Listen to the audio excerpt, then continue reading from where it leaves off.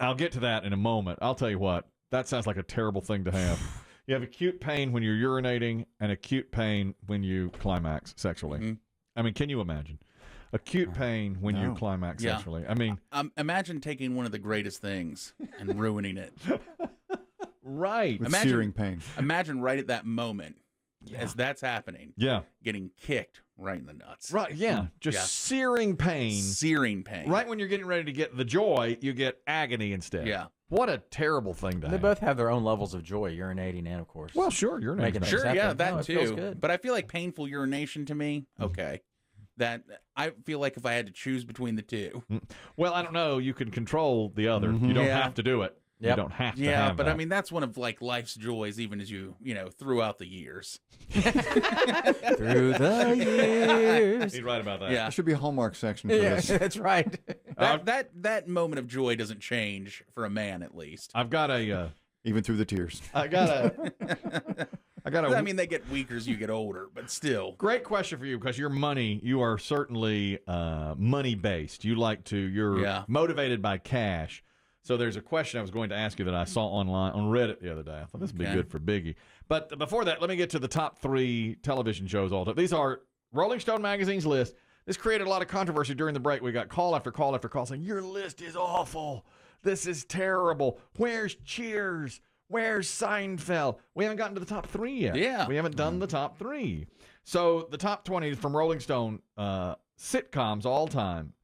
No, just roll through number 4, from number 20 to number 4. BoJack Horseman, Roseanne, 30 Rock, Taxi, Cosby Show, Arrested Development, Andy Griffith, Frasier, Curb Your Enthusiasm, Dick Van Dyke, Larry Sanders Show, Parks and Rec, Honeymooners, Mary Tyler Moore Show, MASH, All in the Family, and I Love Lucy. That takes you from 20 to number 4.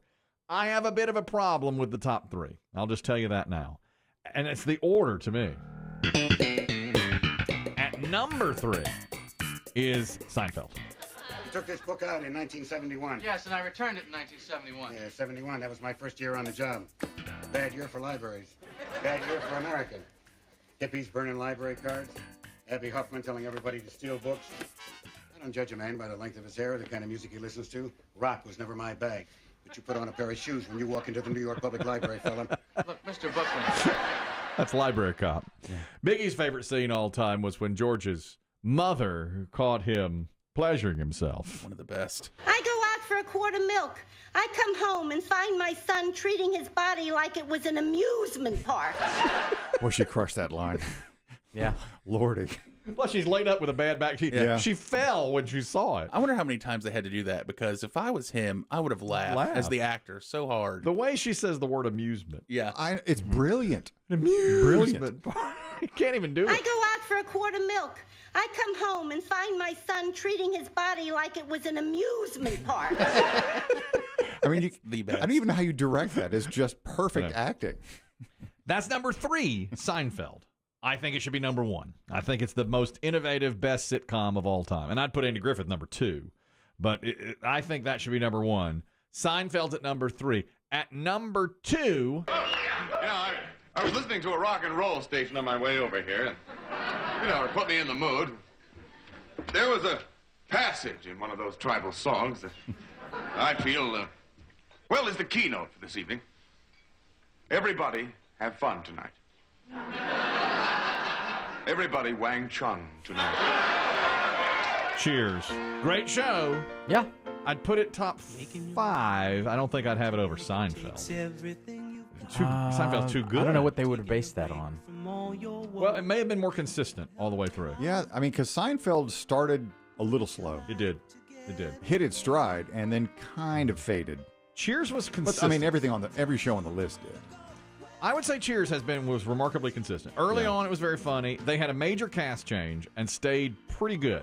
Mm-hmm. Another show that didn't leave the bar much. Absolutely. In one setting, almost like a play. I liked that. I that's thought fine. that was really good. Yeah, you've got to have really good actors to pull that off. And you lose Coach and replace him with Woody Harrelson, and you lose Diane and replace her with Kirstie Alley. That's pretty good. Mm-hmm. They did it. And add new characters. Like Frasier Crane. Yeah. He was not original. Right. And Seinfeld never had to lose a major character. They never had to go through that. Mm-mm. All the regulars were always there, including like Newman the Postman and everybody. So I just think because Seinfeld hit so many home runs. I mean, there's probably 20 episodes that are absolute classic. Sometimes you think of a Seinfeld episode that has a great scene and a great thing, and you don't even realize when you watch it, oh, it's the same episode with something else that's a classic. You know, that's amazing the way they weave storylines together. It's hard to keep the episodes straight because there's so many little subplots in it. Now, the Cheers finale was much better than the Seinfeld finale. Of course, we've discussed this before. I think Seinfeld had a harder time with the finale because it wasn't something, there wasn't like a will they or won't they get together, will they, love interest. It didn't build episodically. It was every episode was of itself, which was, I think it had a harder time. And if you do watch those early Seinfeld episodes, they are different. I mean, they're... Oh, yeah. They're more standard sitcom. Yeah, they're not quite there. They get there about season 2, or maybe 3, where they really get good. The number one sitcom of all time, and I like it. I think it's a very, very funny show. Its first 7 or 8 seasons, but it's been on so long that I cannot, but it's still on. I can't believe it's the number one sitcom on the list. It has some brilliance, but if you're looking at from beginning to end, it has really gone downhill. How do they defend this?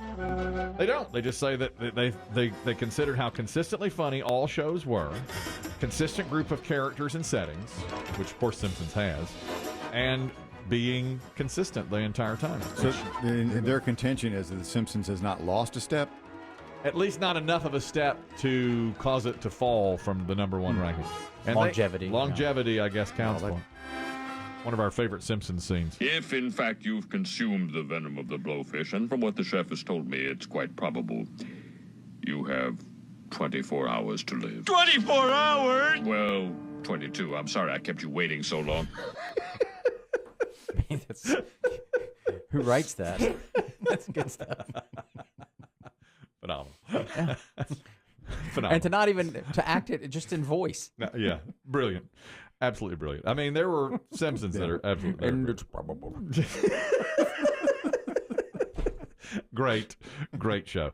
Not on the list in the top 20. The Office, Friends. How about that? What say you? Friends is good. I would put Friends above some of these shows. I would put them in the between 15 and 20, based on where some of these shows are. I mean, I liked it better than Arrested Development, for instance. And The Honeymooners. I've watched The Honeymooners. I'm sorry. I just don't quite get it. Not your thing. But you're living in a post-Honeymooners world. Well, it's true. But I mean, I do like I Love Lucy. I love it. Yeah, I do too. And I loved a lot of black and white shows from the 50s and 60s. But that one just didn't. I don't know. There was too much. Maybe I just didn't like Jackie Gleason's character. Really? Yeah, see, I think Friends is better than Frasier. More consistent than Frasier. And Petered at the end as well. It's faster comedy. Frasier had some really long scenes. Yeah. I was just reading a little bit about Jennifer Aniston yesterday. Yeah. I bet you were. I guess the morning show is coming back again, and she was being asked about Friends and said that now this was true, they never ever didn't get along on that set. All 6 of the majors, the characters, they always felt great with each other. I mean, occasional squabbles, but never did they have a problem with the others. They got along beautifully on that set. Yeah. And they always had like a huddle before the show where they say, listen, whatever's outside this building right now, let's put it aside and let's go have a great show. That's what we do every day. I want the 4 of us to huddle every day and say, look, whatever's going on outside these walls. $1 million an episode helps. So we can talk. Yeah. If everybody gets the exact same paycheck. I mean, that's nice. That's fair. If we all got $1 million per show, I would huddle. Oh, I'd kiss. I would with touch. I would do, and touch. I'd do a deep tongue kiss with Dave, with everybody. Yeah. For $1 million an episode. Speaking of for money, let me ask you this. Now we have a friend who has prostatitis. I never heard of it before. Sounds agonizing. It does. It causes you severe pain when you urinate or when you climax sexually. And that is, as Biggie said, just the worst punishment, because here you think you're getting something really great, and instead you get something agonizing.